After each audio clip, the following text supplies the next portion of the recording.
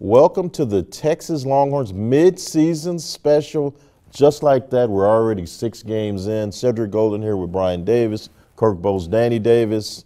Let's get right to it. First, a quick synopsis of what's gone down. We thought that Longhorn football was back. First 2 games, they win out of the box, but then 3-game losing streak, including a loss to Oklahoma. We all sat through that and wondered if Charlie Strong's days were numbered, but then they beat Iowa State. Now the Horns are 3-3.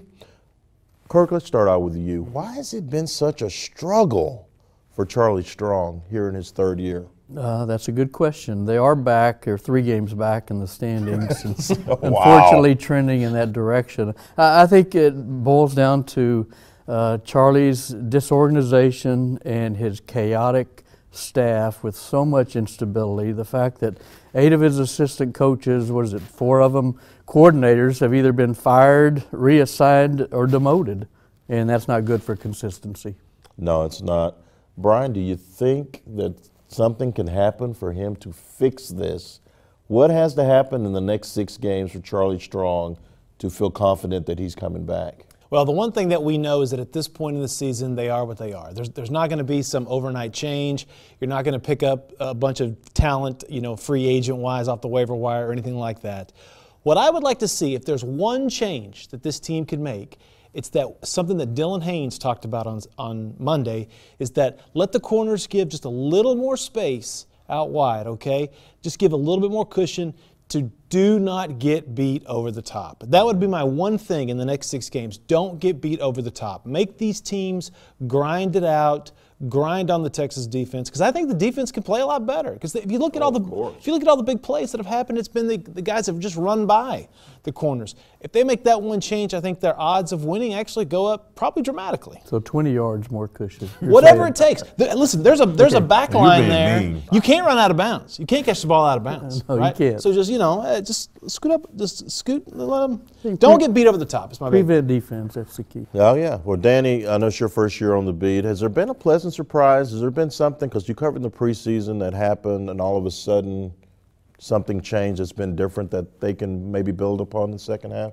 I mean, they have a freshman quarterback who's played really well over these 6 games. You have a running back that, if this team was a little bit better, would probably be a Heisman contender. But how about Gerard Hurd? I mean, the preseason, we really did not know what his role was going to be after he, wasn't the 2nd-string quarterback, wasn't even the 3rd-string quarterback. He was going over to the wide receiver room. Not a lot of people knew what to expect from him, but he has a team-high 3 touchdown catches. Has been really steady, throughout the season, just using his speed and his hands that no one knew about. So Gerard's been a very pleasant surprise for this offense, and a very deep receiving core, and he's fitting well. I kind of like that segue, because I'm going to ask you guys the best and the worst part that you saw in the first half. For me, the best part is, like Danny said, the deep receiving core. I really think that they have a lot of potential. Guys like John Burt aren't even seeing the field because it's so deep. But I think the worst has been the secondary. It's just, I think it's cost them 2 wins, and that's big, because they could be 4-2 or 5-3 if they hadn't gotten beat by those big plays. What were your best and worst, Danny?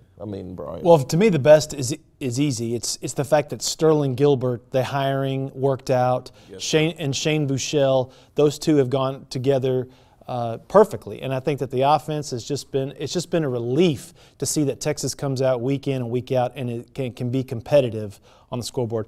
You touched on it. Secondary is probably going to be the worst for all of us. The fact that they are giving up just an unbelievable amount of yards is just completely unacceptable. What about you, Kurt? Well, you hit on the quarterback, receivers. I think O-line and D-line have both done remarkably well, and I think have become strengths, not liabilities, and I've been impressed with that. Secondary speaks for itself. Nobody gets burned more than this pass defense in the Big 12. The highs, obviously, Notre Dame game was a thrilling game. They should have built on the low. 3 extra points blocked kind of come to mind. Embarrassing. That was embarrassing. Danny? My high for this season, I think, was the 3rd quarter of that Iowa State game. It really showed the potential of this offense. 3 drives, 3 touchdowns. They looked fantastic in that 3rd quarter. Maybe not so much in the entire game, but that 3rd quarter showed what this offense can do. my low is probably the final drive of that Cal game. You know, they were ranked 11th, had a chance to maybe come back and tie that game, and they went 3 plays and out and punted with 2 minutes to go, which was kind of a baffling decision at the time, and a decision I think they regretted in the end. And they didn't run the football with Deontay Foreman. I'll never forget that. All right, closing this down, I'm going to start with you, Brian. How does it finish for the Texas Longhorns? Put on your prediction hat and let me know what you think's going to happen in these next 6 games. Well, I think in true dramatic as the world turns fashion, Texas finishes 7-5, and Greg Fenves has a huge decision to make. I love it. Kirk? I go with that too. That was my preseason prediction. I'm sticking with it. I think all 6 of these are winnable, especially Kansas and Kansas State. But you know, the TCU and West Virginia games near the end, I think will tell the final tale. Mr. Davis? I said 7-5 before the season. I'm sticking with it, and if Texas fans want to fire Charlie Strong after that, I really don't know what to say to you. I was an idiot in the preseason. I said 8-4. I feel really dumb right now. I said 8-4. I'm going to go 7-5, but my heart's not all the way in it. I hope they can get to 7-5. We'll see. That does it for us. Check out our work on hookem.com. Texas at Kansas State. The second half starts this weekend. Let's see what they got.